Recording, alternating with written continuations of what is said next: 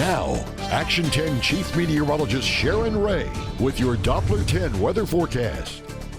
Right, the tropics are heating up as it's pretty active out there. We have Tropical Storm Fred, and that continues to move over the Dominican Republic. Meanwhile, we also have Invest 95L, which we're keeping a close eye on out here because it has a moderate chance of development in the next 5 days. And this one is going to take the same path straight to the west toward the Caribbean, possibly by early next week. So we'll be watching that one as well. Meanwhile, here is Tropical Storm Fred, a very minimal tropical storm. It's got 40-mile-an-hour winds. Remember, tropical storms anywhere from 39-mile-an-hour winds up to about 73. So it's a low-end tropical system moving over the Dominican Republic as it moves 15 miles an hour. And it continues to bring the threat of about 3 to 5 inches of rain, locally 8, in its path. So flooding and some wind certainly with this system as it tracks over northern Cuba. It weakens a little, then it starts to strengthen again as it gets into the Gulf. And it looks like that's going to be Friday night into Saturday morning is the forecast right now. So Florida keeping an eye on this one as they're likely to get some heavy rain from it, especially on the west coast of Florida up into the Panhandle as it strengthens before it makes landfall. What about us? Well, I just showed you that don't expect it to come here. But of course, we always watch it because it could change, but it isn't forecast to come here as of now. But early next week, the swells in the eastern Gulf will gradually work their way toward us, and we could see higher swells and a higher rip current risk as well.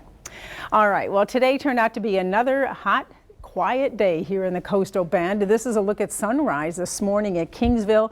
Beautiful morning as we saw those little clouds developing this afternoon. It's been dry in Kingsville, and look at all that blue sky as we are seeing some very quiet weather over the region with 95 at Kingsville right now. That feels like temperature 107 as the dew point sitting at 75. In Beeville, 96 right now. An 11-mile-an-hour breeze is all we can find in Beeville, and Rockport at 92 degrees. And a look at Corpus Christi. What a beautiful sky. Isn't that gorgeous? That's a postcard looking picture there. And that temperature in Corpus Christi right now, 94 degrees, 15-mile-an-hour winds, feeling like 107.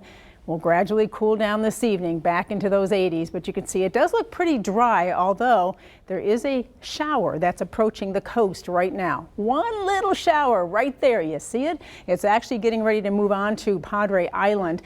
And it actually may hold together to bring a little bit of rain to Padre Island here within the next 30 minutes and then tracking to the west-northwest. But that's all I can find right now on radar that'll bring us any rain. It's not going to be much, and that's going to be the case the next several days. As you can see on Future Tracker, we get a couple of these little stray showers here and there. Not only that one we showed you there, but in the morning tomorrow, and then again possibly working its way inland with the sea breeze tomorrow afternoon. But if you're counting on rain to water your plants, I wouldn't do that. This stuff's going to be very hit and miss.